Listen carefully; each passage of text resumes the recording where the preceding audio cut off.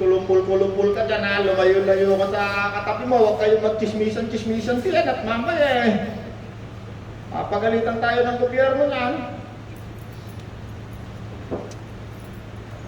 Pumunta tayo sa Pahayag 19.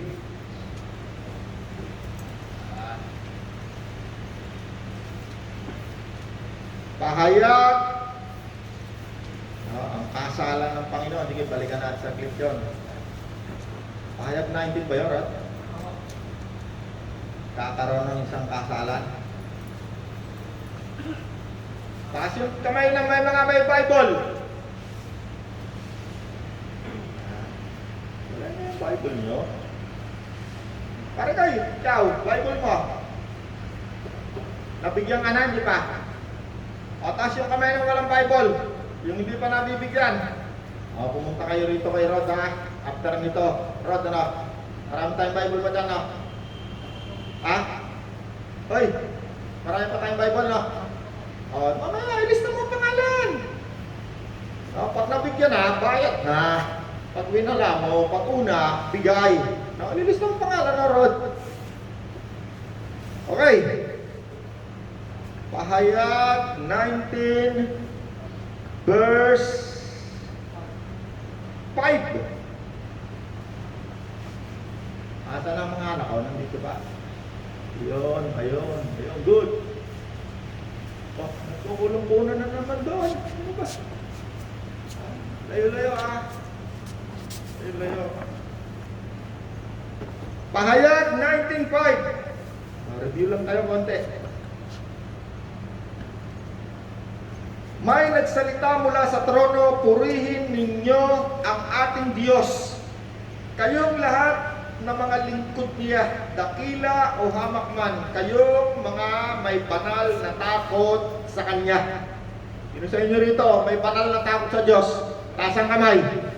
Okay, kung ikaw ay may banal na takot sa Diyos, merong utos sa atin. Ano yun? Number 1, purihin natin ang Diyos. No? Dapat na naririnig natin yung utos ng Diyos, no? Purihin natin siya, kayong mga may banal na takot sa Kanya, sa Diyos. 6. Pagkatapos ay narinig ko ang parang sama-samang tinig ng napakaraming tao. Parang ugong ng rumaragas ang tubig at dagundong ng mga kulog. Ganito ang sabi ng tinig, Hallelujah! Sapagkat naghahari na ang Panginoon nating Diyos na makapangyarihan sa lahat. Magalak tayo't magsaya, luwalhatiin natin siya sapagkat sumapit na ang kasal. Nino? Jandi, kasal nino? Hoy! Nagbabasa ka, may Bible ka? Ay, nako, susunod, magpa-Bible ka, ha? Dadala ka ng Bible. Kasal na? Ano sabi, Abraham? Kordero! Sino yung kordero? Di ba? Mayroong kanta. Kordero ng Diyos na nag-aalis ng mga kasal. Alam natin yung kanta, di ba? Sino yung kordero? Ang Panginoong Jesus. Sino sa inyo rito dati, hanggang ngayon, nasimba sa Katoliko? Sino ang Katoliko? Ba ako Katoliko ako hanggang ngayon? Hindi naman ako tinanggal ng Katoliko, hindi man ako nag-resign. Ikaw, Lay, pinanganak ang Katoliko? Ba narinig natin yan? Sumapit na ang kasal ni Kristo, Kordero, si Jesus. Bakit siya tinawag na Kordero? Sapagkat siya ang nag-alay ng kanyang buhay sa Diyos para sa ating mga kasalanan. Sino sa inyo rito? Tinanggap na si Kristo. Ginawa siyang Panginoon. Kung ikaw ay tumanggap na kay Kristo, ang Panginoon na Kordero, inialay na niya ang kanyang buhay para sa iyo. Para ikaw ay tubusin sa iyong mga ginawang kasalanan. Okay, may natututunan tayo. So, kung ikaw ay tumanggap na kay Kristo, ikaw ay tinubos na ni Kristo. Siya ay nag-alay na, nagbayad. Sinong ibinayad? Sarili niyang buhay. Binayaran ka para ikaw ay makalaya sa iyong mga kasalanan. Pag ikaw ay namatay, at ikaw si Kristo ang Panginoon mo, pagharap mo sa Diyos, hindi ka nakakatulan ng kamatayan, hindi na impyerno o dagat-dagatan apoy. Bakit? Merong nagbayad. May tumubos. Sino nagbayad at tumubos sa'yo, Orlan? Si Orlan. Kita ko yung mukha niya, yun. Sino ang nagbayad sa iyong mga kasalanan? Si Kristo. No, diba, sa Pilipinas, meron tayong batas. Pag ikaw kumuha ng krimen, kulungan ka. At ikaw hakatulan. Kung ano yung ginawa mo, kung hatol doon sa ginawa mong kasalanan ay kamatayan, Kung kulong nga bang buhay, kulong nga bang buhay. Pero ang tao, pag si Kristo ginawa mong Panginoon, pagharap mo sa Diyos para ikaw ay hatulan, sasabihin sa iyo ng Diyos, pinatawad! Sino sa inyo rito pinatawad? Ngayon, kung ikaw ay pinatawad, kumbaga sa batas natin, nakulong ka, pinatawad ka, gusto mo pa bang uling pumasok sa kulungan? Gumawa uli ng kasalanan o kasamaan? Hindi na, di ba? Gusto natin doon na sa malayang buhay. Tuloy pa natin. Sapagkat naghahari na ang Panginoon nating Diyos na makapangyarihan sa lahat, magalak kayo at magsaya, luwalhati niya sapagkat sumapit na ang kasal ng kordero at inihanda na ng kasintahang babae ang kanyang sarili. Binihisan siya ng malinis at puting-puting damit na lino. Ang damit na ito ay ang mabubuting gawa ng mga hinirang ng Diyos. Kita ninyo, no? Merong symbolic, simbolo. Merong kasalan, ang ikakasal si Kristo. Hindi yung katulad ng kasal na literal na kasal, kundi ito'y isang symbolic. Simbolo. Si Kristo, ikakasal. Kanino ikakasal? Ay, siyempre, doon sa kanyang mga kasintahan, katipan. Kaya ang tawag dito sa ating binabasa ngayon, bagong tipan.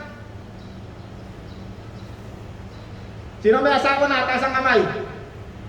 Lahat kayo, nung kayo nag-asawa, hindi naman kayo kinasal muna bago kayo nagligawan eh. Alam mo, Banjera, bago ka nagpakasal, siyempre, naging muna magkasintahan.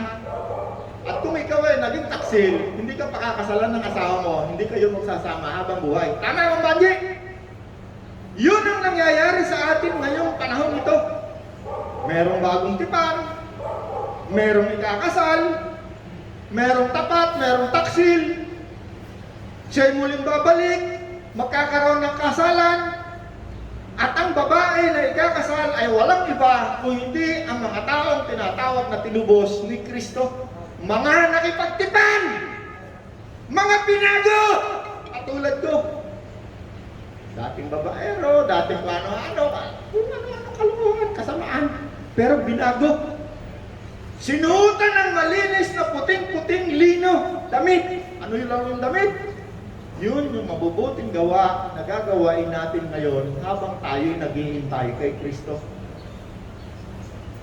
Simbolik, Hindi tunay na kasalan, pero inalintulad ni Kristo ng Diyos ang isang pagtatagpo, ang isang pangyayari na mangyayari, magaganap sa iyong dalawang mata. Siguradong masasaksihan mo. Buhay ka man o patay sa pagbabalik ni Kristo. Sino sa inyo tumanggap kay Kristo? Taas ang kamay! Okay, kung hindi ka tumanggap kay Kristo, hindi ka katipan, wala kang hihintayin. Pero kung si Kristo ginawa mo Panginoon, ikaw ay nananabik, naghihintay sa iyong kasintahan. Si Kristo. At magkakaroon ng kasalan. Symbolic. Walang ikinakasal. No? Kung araw ang kasal, kailangan nakasuot ka ng Mang Banji, ano suot mo nung kinasal ka?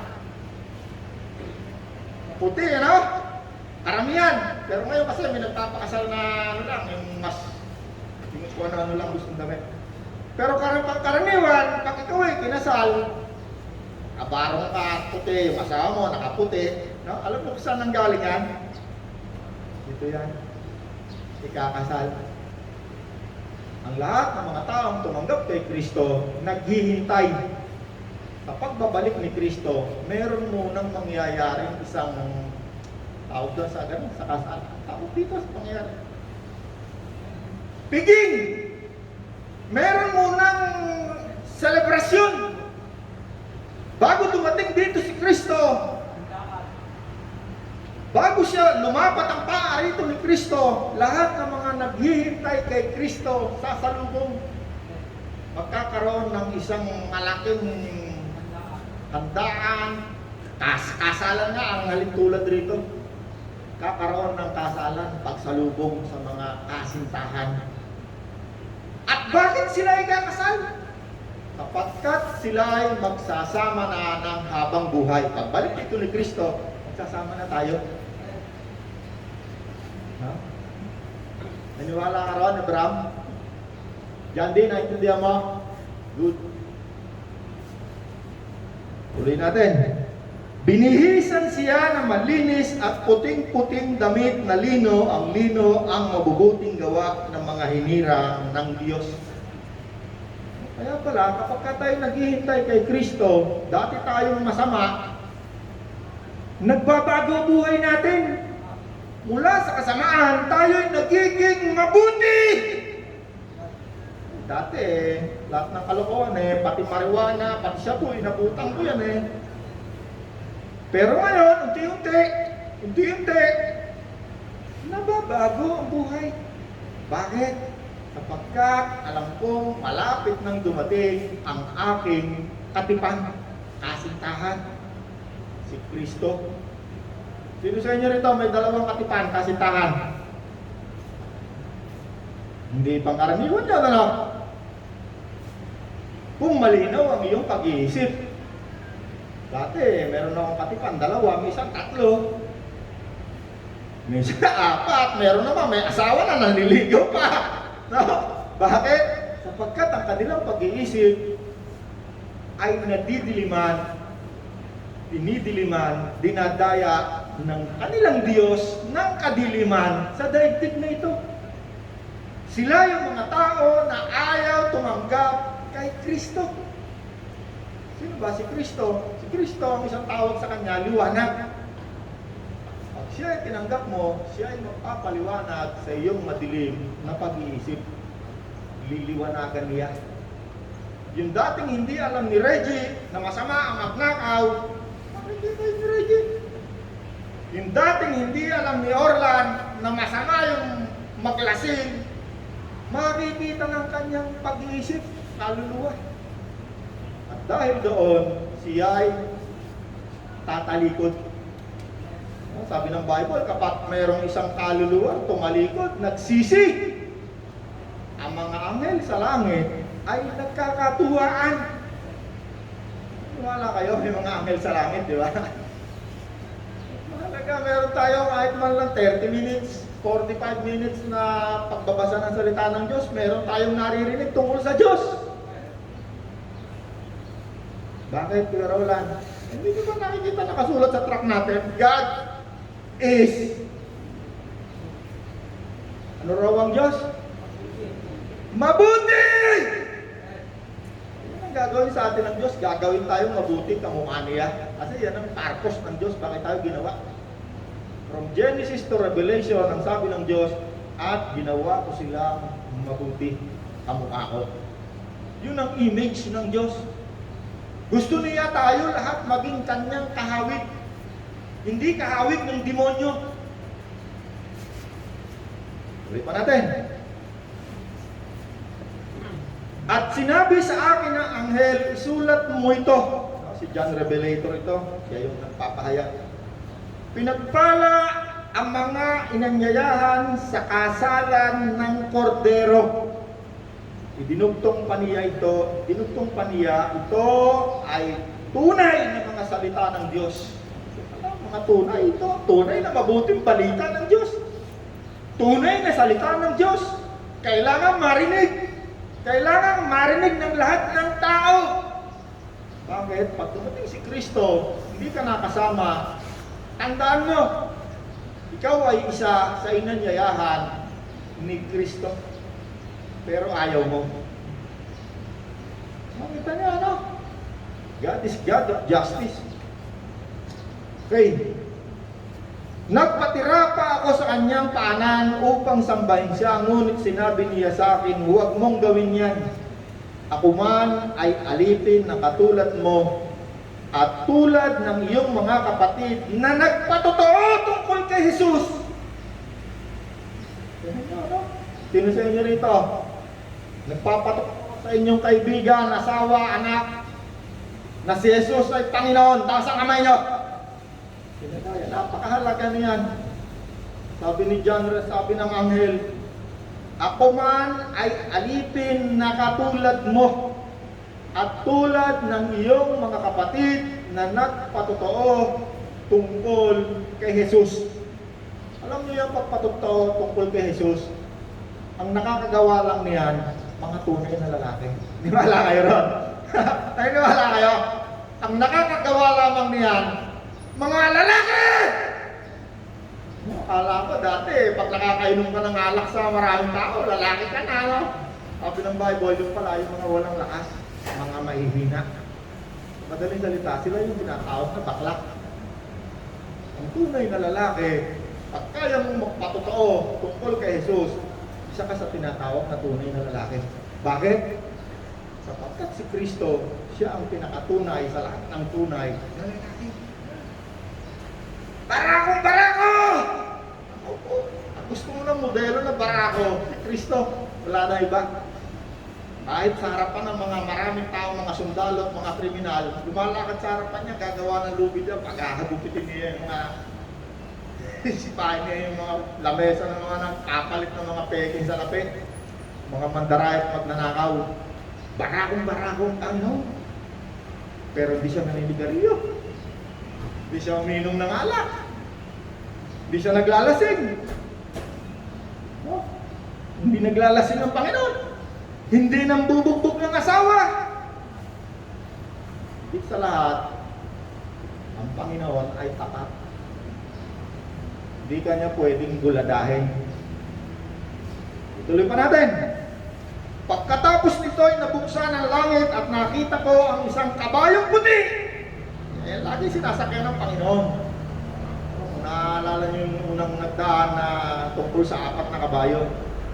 At nakita ko ang isang kabayong puti, ang sakay nito ay tinatawag na tapat at totoo sapagkat matuwid siyang humatol at makipagdigma. May dalawang gagawin ng Panginoon. Una, siya yung tagahatol. Pangalawa, siya ay nakikidigma. Laban, giyera. Kanino? Doon sa mga taong nagpasya na ayaw nila sa Diyos at patuloy na gumagawa ng kasamaan sa mundo nito. Ang Diyos ang nagsabi niya, hindi ako. Napakalinaw natin nababasa yan. Siya ay hahatol at nakikidigma, parang nagliliyab na apoy ang kanyang mga mata at sa kanyang ulo ay mayroong maraming corona, crown of crowns. At nakasulat sa kanya ang isang pangalan niya na siya lamang ang nakakaalam ng kahulugan. Basang-basa sa dugo ang kanyang kasuotan at ang tawag sa kanya ay salita ng Diyos. Sumusunod sa kanya ang mga hukbo ng langit na nakadamit at ng malinis na puting lino. Yan. At nakasakay rin sa mga kabayong puti. May matalim na tabak na lumalabas sa kanyang bibig na gagamitin niya sa paglupig sa mga bansa. Ano niya, no? Merong isang mga kaganapan na mangyayari. Pag dumating ang Panginoon, nasa alapap, kasalubong ang mga katipan. Magkakaroon ng kasalan. Magkakaroon ng kaganapan. Magkakaroon ng awarding ceremony. Pagkatapos na ikaw ay sumalubong, naiwan yung mga taksil, babalik dito sa lupa, lalapat ang paa dito sa lupa. Anong gagawin? Makikibaka. Kanino? sa lahat ng mga bansa, sa lahat ng namamahala sa bansang ito. Bakit? Si Kristo ay darating dito kasama ang mga nakipagtipan, ikinasal, pati yung mga kakilala yung namatay na, kung kailan namatay na si Kristo ay hinihintay at si Kristo ang Panginoon, babalik. Kasama ng Panginoon. At kung ikaw ay buhay pa, dumating ang Panginoon, aalis ka rito sa mundo. Papalitan ka ng katawan na hindi mo mamamatay kailanman. Magkakaroon ng kasalan sa langit, nakikita ng lahat. Pati ng demonyo sa impyerno, na nandun na sa impyerno, nakikita. Magkakaroon ng malaking kasiyahan. Pero wala paano nakita na nasa impyerno. Di ba narinig niyo yung kwento ng Panginoon? Mayaman, mahirap, parehong namatay. Yung isa nagpunta ng langit, yung isa nagpunta ng impyerno. Yung nasa impyerno, nakikita niya kung nasaan nagpunta yung mayaman na mahirap na nagpunta sa langit. Pag namatay ka, lahat ng di mo pinaniniwalaan, makikita mo reality na at totohanan na. Okay. May matalim na tabak na lumalabas sa kanyang bibig na gagamitin niyang panlupig. Magkakaroon ng labanan, no? Sa panlupig sa mga bansa. Mamamahala siya sa mga ito. Nakita niyo, ano? Anong gagawin ng Panginoon pagbaba niya sa lupa? Mamamahala. Sino ang kanyang pamamahalaan? Kung napansin niyo, yung una natin pinag-aralan, may tatlong namamahala sa mundong ito.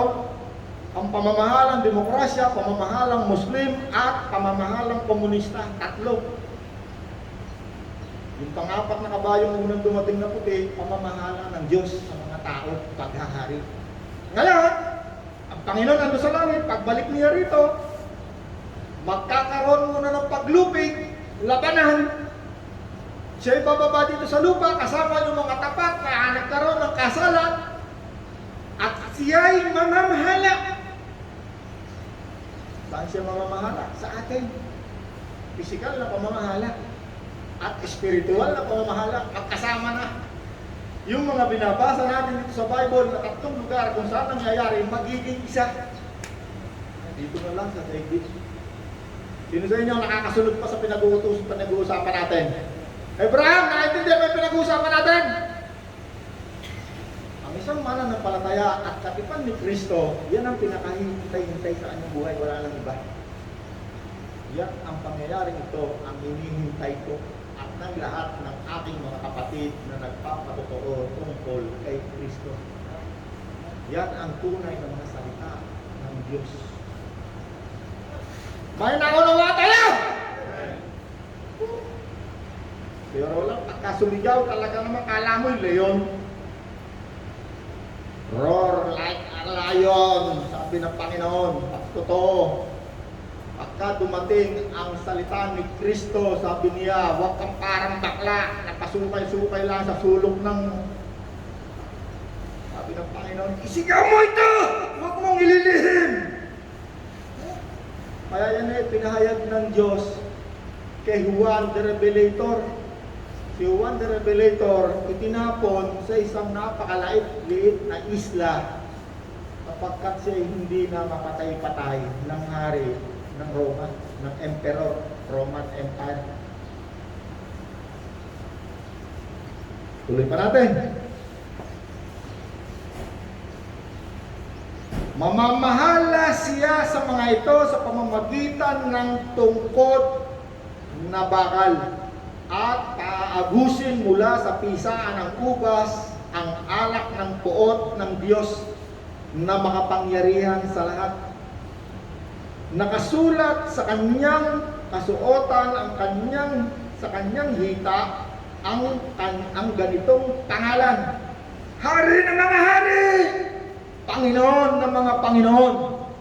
Sino ba yung King of King, Lord of Lord? Si Kristo. Okay, tatalon ako. Talon ko sa 20. Ito na. Bakit babalik ang Panginoon? Revelation 20, no oras na rod? No oras mo ba? Okay. Pagkatapos nito ay nakita ko ang isang anghel na bumaba mula sa langit. Hawak ang isang malaking kadena at ang susi ng napakalalim na hukay. Sinunggaban niya ang dragon, ang matandang ahas na walang iba kundi ang Diablo o Satanas, at ginapos ito sa loob ng 1,000 taon. Ito'y inihagis ng anghel sa napakalalim na hukay. At nakakita ako, teka, nawala ako, nasaan ba yun? Ito'y inihagis ng anghel sa napakalalim na hukay, saka isinira at tinatakan ang pinto nito upang hindi na siya makapandaya pa sa mga bansa hanggat hindi natatapos ang 1,000 taon. Pagkatapos nito'y palalayain siya sa loob ng maikling panahon. At nakakita ako ng mga trono at ang mga nakaupo doon at binigyan ng karapatang humatol. Nakita ko rin ang mga kaluluwa ng mga taong pinugutan dahil sa pagpapatotoo tungkol kay Jesus at sa pagpapahayag ng salita ng Diyos. Ano?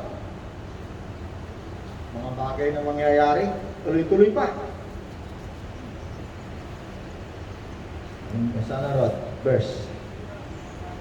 Hindi sila sumamba sa halimaw ni sa larawan nito, ni tumanggap man ng tatak ng halimaw sa kanilang noo o kamay.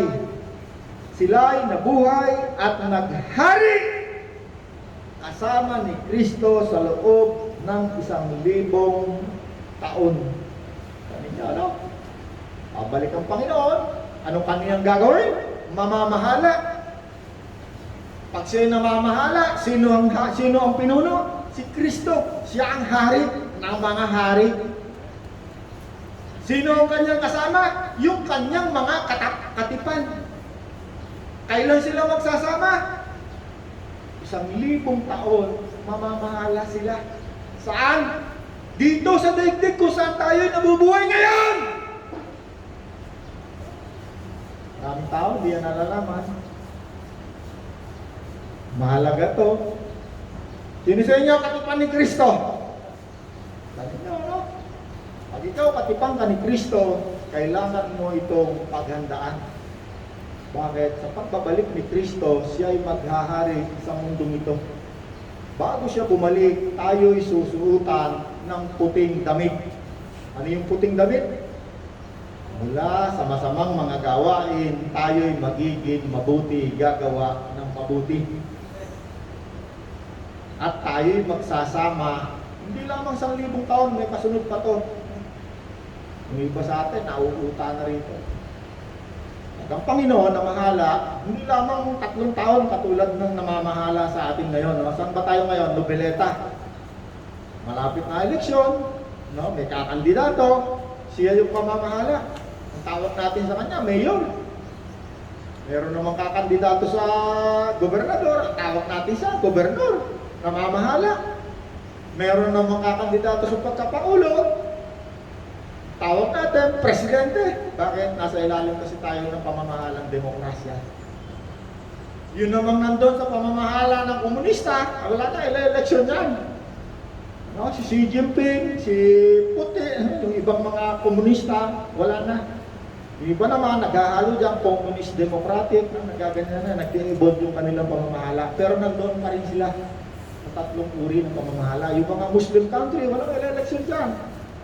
King Fahad, ganun. Pero pag inaway mo yung demokrasya, si Trump, papalitan ka na, makakaroon bigla ng civil war sa bansa mo. At yan ay nasa history. Lahat ng bansa dyan, karamihan sa Middle East. Pag hindi ka nila mapasayaw, magkakaroon ng bigla ng kaaway ka, magsusulputan ng mga terorista. May natutunan ba tayo? O, konti pa. Tuloy-tuloy na natin para matapos na tayo dito sa Revelation. Itong Revelation, ito ang isa sa pinakamaganda na aklat sa Bible ng Bagong Tipan. Bakit? Ito, nagre-reveal. Nagsasabi ang Diyos ng mangyayari sa susunod na mga taon. Konti pa. Tapos na yung 1,000 taon. Tapos ko na ba yun, ano? Teka, tutuloy ko lang. Anong verse, Rod? Verse 6. Di ba sabi mo? Pinagpala at ibinukod para sa Diyos ang nakasama sa unang pagkabuhay ng mga patay. Walang kapangyarihan sa kanila ang pangalawang kamatayan. Sa halip sila'y magiging mga pari ng Diyos at ni Kristo.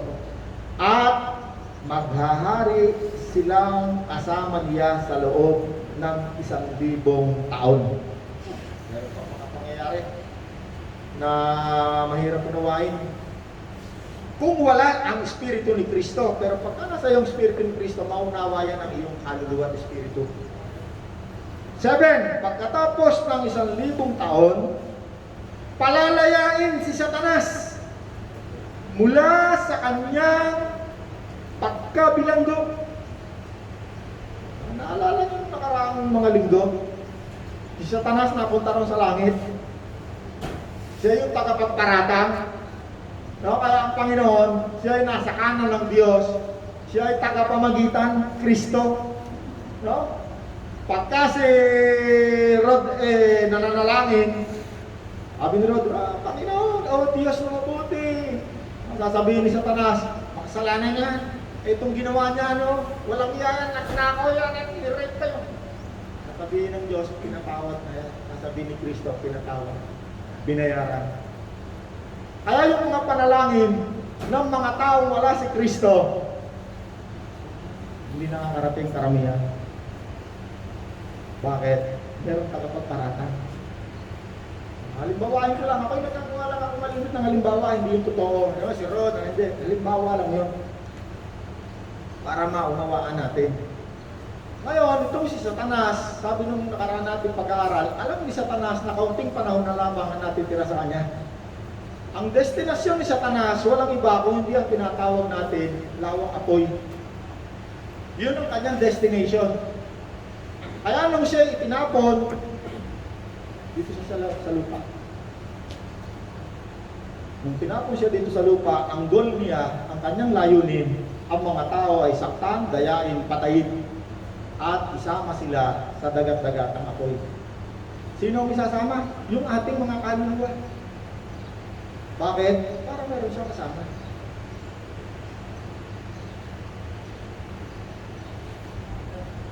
Amen! Okay. Numbers na tayo, Rod. Saan mo, Rod? 19 ba yan, Rod? 20 na po. 20 verse 8. Lalabas siya at dadayain ang mga bansa mula sa 4 na sulok ng daigdig, ang Gog at Magog. Titipunin niya ang mga ito upang isama sa pakikipagdigma. Ang hukbong ito ay sindami ng buhangin sa tabing dagat.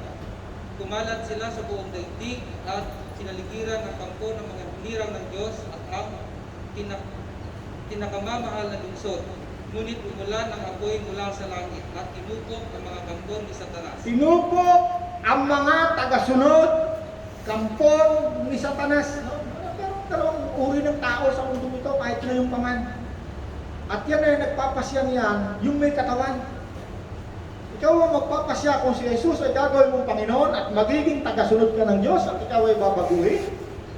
O ikaw ay magpapasya na ikaw ay patuloy na gagawa ng kasamaan at magiging kang tagasunod nino ni Satanas, ng Diyos ng kasamaan sa mundo ito. Kaya pag tinanong ko ang isang tao, kahit ako tinanong, kahit sinong tao, pag tinanong ka, alam mo kung sino ang Panginoon mo, hindi mo madadaya sa sarili mo. Bakit? Ikaw ang nakakaalam kung anong gawa meron ka. Kaya sinabi ni Kristo sa kanyang pagbabalik, ang mga taong tumanggap kay Kristo, babaguhin muna. Susuotan ng puting damit. Ang damit na ito ay ang mabubuting gawa. Dati gumagawa ng masama, ngayon gagawa ka na ng mabubuting na gawa. Doon makikilala na ikaw ay isang lingkod, katipan ng Diyos. Tuloy pa natin para matapos na tayo rito. Ang tagal na natin dito eh. Numbers, Rod. Tayo mo, Rod. At ang diablong nandaya sa kanila ay tinapon sa lawa ng apoy at asupre. na pinagtapunan din sa mga halimaw at mga huwad na propeta. Pahihirapan sila doon araw at gabi magpakailanman. Okay. Pagkatapos nito'y nakita ko ang isang malaking tronong puti at ang nakaupo doon. Naglaho ang lupa at langit sa kanyang harapan at hindi na nakita pang muli.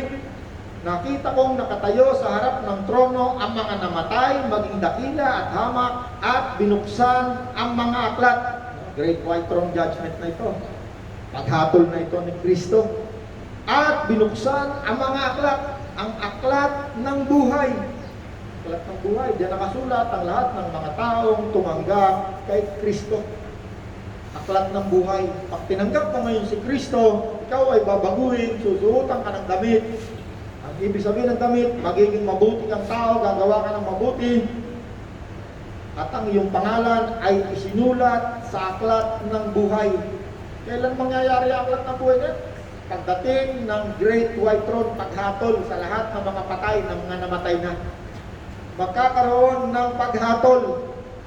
At hinatulan ng mga patay ayon sa kanilang ginawa, batay sa nakasulat sa mga aklat. Meron dalawang uri na aklat. Yung isa aklat ng buhay, yung isa naman kung saan nakasulat ang lahat ng inyong mga ginawa. Kaya niyo alam? Base sa inyong mga ginawa. Dalawang aklat. Yung isa aklat ng buhay, pag tinanggap mo si Kristo, ikaw ay hahatulan, hindi ka nahahatulan ni Kristo sapagkat siya yung pinakadakilang gupo. Inilipat ka na mula sa kamatayan patungo sa buhay na wala hanggan. Subalit yung isa na hindi tumanggap kay Kristo o umayaw, sila ay hahatulan base sa kanilang ginawa. Ibig sabihin, yung gawa nila, patuloy-patuloy silang nagwawasak sa mga tao. Patuloy silang gumagawa ng kasamahan at sila ay hahatulan. Anong hatol? Hinatulan ang mga patay ayon sa kanilang mga ginawa, batay sa nakasulat sa mga aklat. At iniluwa ng dagat ang mga patay na naroroon. Meron pang mga patay na nasa dagat. Sino to? Daigdig ng patay. At iniluwa ng dagat ang mga patay na naroroon. Alam niyo kung sino yan? Tatandaan niyo ba na ang daigdig ay binalot na ng tubig? Naging dagat na tayo. Yung mga namatay mula nung panahon na yon hanggang ang mundong ito'y naging dagat! Ito nyo, ano, may mga grupo-grupo ng patay, ano? Nahahatulan at lahat ay haharap kay Kristo. At hinatulan ang lahat ayon sa kanilang ginawa. Iniluwa din ng kamatayan ang daigdig ng mga patay at ang mga patay na nasa kanila. Kita niyo, meron daigdig ng patay, ano? Tatandaan nyo nung nagkwento ang Panginoon doon sa dalawang taong namatay, mahirap tsaka mayaman. Saan nagpunta yung isang nagpunta? Yung mayaman, saan sila nagpunta? Sa daigdig ng mga patay. Yung may dalawang kinalalagyan ng mga patay sa mga panahon ito. Yung una, pag namatay ka at si Kristo, ang Panginoon mo, nandun ka kay Kristo. Yung kaluluwa mo, nandun kay Kristo. Pagbalik niya, kasama ng Panginoon. Pagdating ng paghatol, hindi ka hatulan bakit nandun ka sa aklat ng buhay na hawak-hawak ni Kristo. Pagdating naman ng paghatol, si Toting, ayaw niyang sumilala kay Kristo, hahatulan si Toting. Paano ang paghatol? God is God of justice. Titingnan ko ano yung ginawa mo. At tingnan niyo, ang lahat ay hinatulan ng lahat ayon sa kanilang mga ginawa at pagkatapos ay itinapon din sa lawa ng apoy ang kamatayan at ang daigdig ng mga patay. No, yung pinaglagyan ng malaman na Panginoon ang nagturo kung saan nandun sa ngayon, ang tawag doon daigdig ng patay. Siguro yan yung tinatawag ng mga Katoliko na purgatorio. No, meron silang tinatawag na purgatorio. Katoliko, ha? Pero sa kanila, pag nandun ka na sa daigdig ng patay, pwede ka para lumipat. Babayad ka sa kanila para magmimisa. Pupunta ka sa langit. Hindi totoo yun, wala nakasulat na gano'n. Pag nandun ka na sa daigdig ng patay, nandun ka na. At pagdating ng paghatol, haharap ka uli kay Kristo. At ikaw ay itatapon saan? Ang tawag naman dito, Hinatulan ng lahat ayon sa kanilang mga ginawa. Pagkatapos ay tinapon din sila sa lawa ng apoy, ang kamatayan at ang daigdig ng mga patay. Ang lawa ng apoy ang pangalawang kamatayan. Ang sino mang hindi nakasulat ang pangalan sa aklat ng buhay ay itinapon sa lawa ng apoy. No? Sino mang hindi tumanggap kay Kristo, hindi tumanggap ng puting damit, ay itinapon sa lawa ng apoy. Hindi ako nagsasabi niyan. Ang Diyos ang nagsasabi niyan. Ako'y tagapagbalita lamang ng mga balitang ito na mahirap pakinggan, mahirap tanggapin. Bakit? Katotohanan. Pag hindi ka tumanggap kay Kristo, hindi nagbago ang iyong buhay. May natutunan na tayo? Sige, tayo. Nauuta na yung marami. Ang pinakamahalaga, pagbalik ni Kristo, matagpuan ang iyong pangalan, nakasulat sa aklat ng buhay. At ang pinakamaganda, kung ikaw ay meron ng puting damit, sa kasalan, sasalubong tayo, at tayo'y mapapangasawa ni Kristo ikakasal. Hindi literal na asawa, kaya lang sinabing mapapangasawa sapagkat magsasama na tayo ng mukhaan habang buhay. Katulad ng mga asawa natin ngayon. Kaya yung asawa natin, sabi ni Kristo, mahalin ninyo ang asawa nyo. Katulad ng pagmamahal ni Kristo sa mga mananampalataya. Sinisenya mananampalataya. Pag ikaw mananampalataya ka, sabi ni Kristo, mahal na mahal na mahal na mahal ka ni Kristo. Kaya nga pati buhay niya ay binayad sa iyo. Mahalin ninyo ang inyong mga asawa katulad ng pagmamahal ni Kristo sa mga iglesia, mananampalataya. At ang sino man daw na nagmamahal, ang sino man daw na hindi nagmamahal sa kanyang asawa, ay hindi nagmamahal sa kanyang sarili. Sinabi ng Panginoon yun. Sino sa inyo may asawa na? Ayan, dahil araw ngayon ng mga asawa, araw ng nanay, paalala yan ng Diyos sa atin na magmahal. Paano magmahal? Sabihin ba natin, darling, ka muna sa bahay ha? Kami mag-good time muna ng mga kaibigan ko. Kung gusto mong mag-good time, sama mo asawa mo. Tama ito. Ngayon, ang pinakamahalaga sa pagbabalik ni Kristo, kailangan nakahanda tayo. Walang pinipilit ang Diyos. Bakit? Sapagkat ang kanyang mga tinubos niya, kailanman, ang una niyang ibibigay, kalayaan. Ikaw ay gagawa ng mabuti, sapagkat ikaw ay magpapasakop sa haring ito, na hari ng mga hari. Pero alam, may mapapakinabang ba ako dyan sa Panginoon na yan? Ako, Panginoon ko, kung anong hingin ko, binibigay sa akin ng Panginoon. Pag nanalangin ako, naririnig ng Diyos. Bakit? Binayaran, pinatawad, binago, at patuloy na nababago, patuloy na binabago. Kaya ngayong umaga, kung hindi mo pakilala si Kristo, pwede ka mag-umpisa. Pwede mo tanggapin si Kristo at gawin mong katipan. At magbasa ka ng bagong tipan. Magkakaroon ka ng katipan at kayo'y mag-uusap. Okay? Ang unang gagawin mo, kung gusto mong makipagtipan, hihingi ka ng tawad sa iyong mga kasalanan. Kahit anong kasalanan ang ginawa mo, sabi ni Kristo, ay patatawarin. Walang hindi kayang patawarin ng Panginoon. Ang mahalaga, ikaw ay magpapasya sa iyong puso. Gagawin mo siyang Panginoon at magmula ngayon, tutulungan ka ng Diyos na maging isang mabuti. Hindi magliligtas yung kabutihan, si Kristo.